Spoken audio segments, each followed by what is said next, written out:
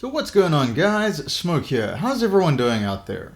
So with a recent tech demo running on PS5, Epic Games announced the latest installment of their hugely popular game development software, the Unreal Engine.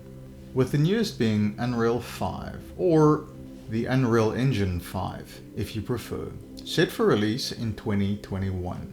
Technical director at Epic Games Brian Karras and art director of the demo Jean Plateau discussed some of the new key elements in the engine. The first being Lumen, dynamic global illumination and bounce lighting that looks astounding put into practice, and lighting the virtual world like never before.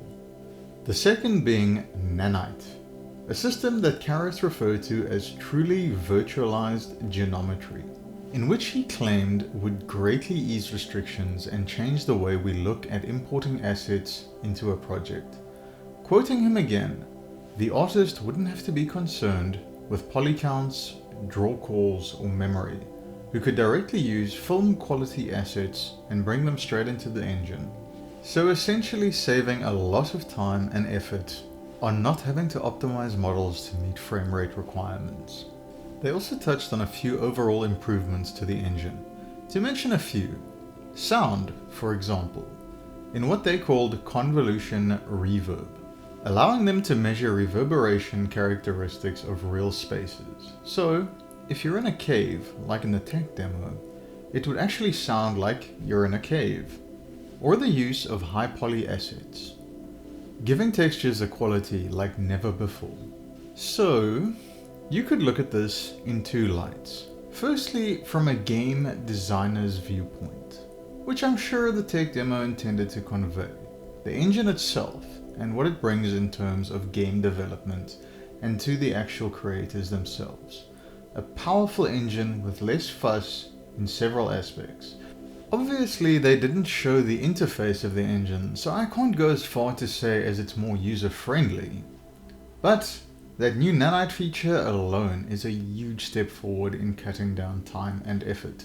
And secondly, from a gamer's viewpoint, in terms of what we can expect to see in next-gen games. If you'll forgive the bad pun, it truly does look unreal. Well, actually, what the hell am I saying? It looks as close to real as you're going to get, for now at least.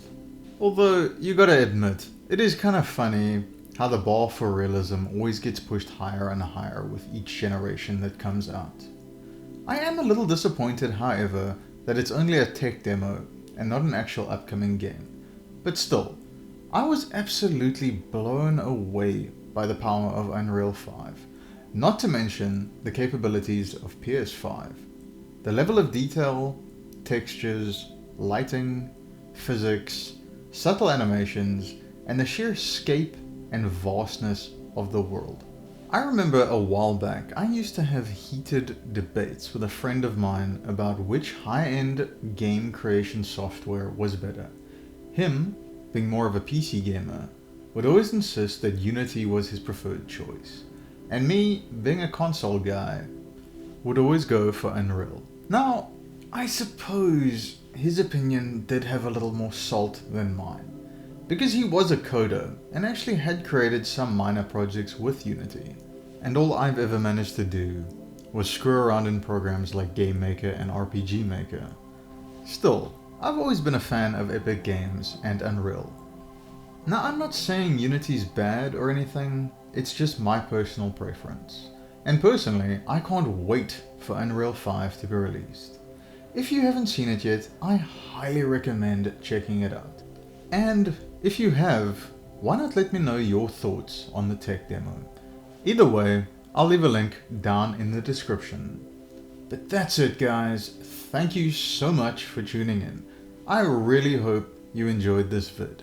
Stay safe out there, and as always, don't forget to like, subscribe, and comment down below. Dot Matrix, out.